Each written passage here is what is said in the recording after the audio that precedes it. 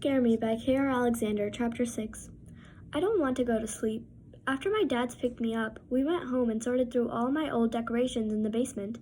It took an hour, and then I had to do homework, and even though it's late and I'm tired and in bed, I don't want to close my eyes, because no matter what I do, I can't get the talking skeletons out of my head. I'm not scared. I don't get scared. I'm just confused. Yeah, that's it.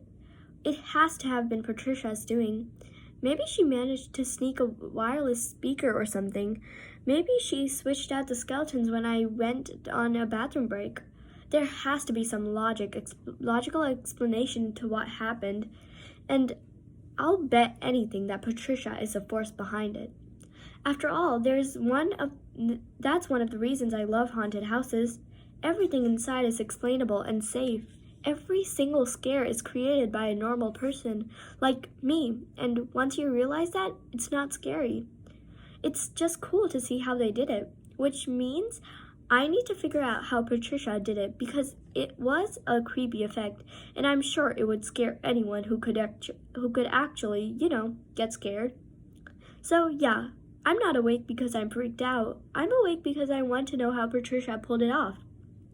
Soon it's almost midnight, and I'm no more tired than I was when I went to bed at 8.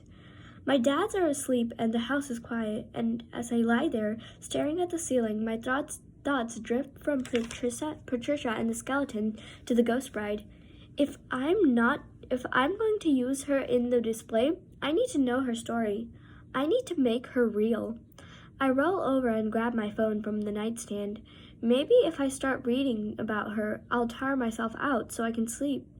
I squint against the brightness of the screen and start to research. It doesn't take much to learn about her. All I do is type in Happy Hills and Ghost Bride, and a dozen articles show up. Each is creepier than the last. I scroll through the articles by the local newspaper as well as blog posts by fans of the story. The headlines are almost as scary as the content. Mourning family creates nightmare. Ghost bride lives again. One article in particular makes me pause. Unable to move on, family brings dead to life. I read through, and with every word, goosebumps creep up over my skin. Turns out Anna's family didn't just create the mannequin bride to remember their daughter. They created it to replace their daughter. When she died, they were completely devastated. They saw her mother snap. My blood runs cold as I read on. Anna had been buried in her wedding dress, but her mother dug her up and removed it, putting it on the mannequin because she couldn't let her daughter go. The police tried to get involved, but it sounds like Anna's parents were big deals. They actually built Corvidon Manor and half the town.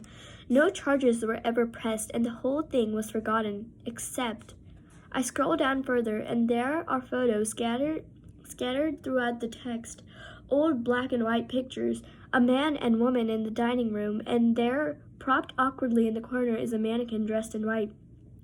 The next show a huge bed, the woman sitting on its edge, and the mannequin bride tucked in with the covers to its chin. The next shows the mannequin bride in the manor's window, Anna's mother at its side, waving. I blink. My breath catches. Did it? No, it couldn't have. I keep scrolling. There's no way the bride turned to look at me. I must be more tired than I thought, but that doesn't stop the chills from crawling all over my skin. Nor does it calm my sudden desire to turn on all the lights in the room. I feel like I'm being watched again, from the corners, from the shadows. Get a hold of yourself. It's just your imagination.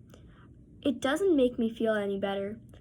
I read through the end of the article, which just talks about how the mannequin bride stayed in the manor after the parents died and the whole place became part of the historical society. Nothing super interesting. Then I turn off my phone. Darkness settles around me, like hands pressing against my chest.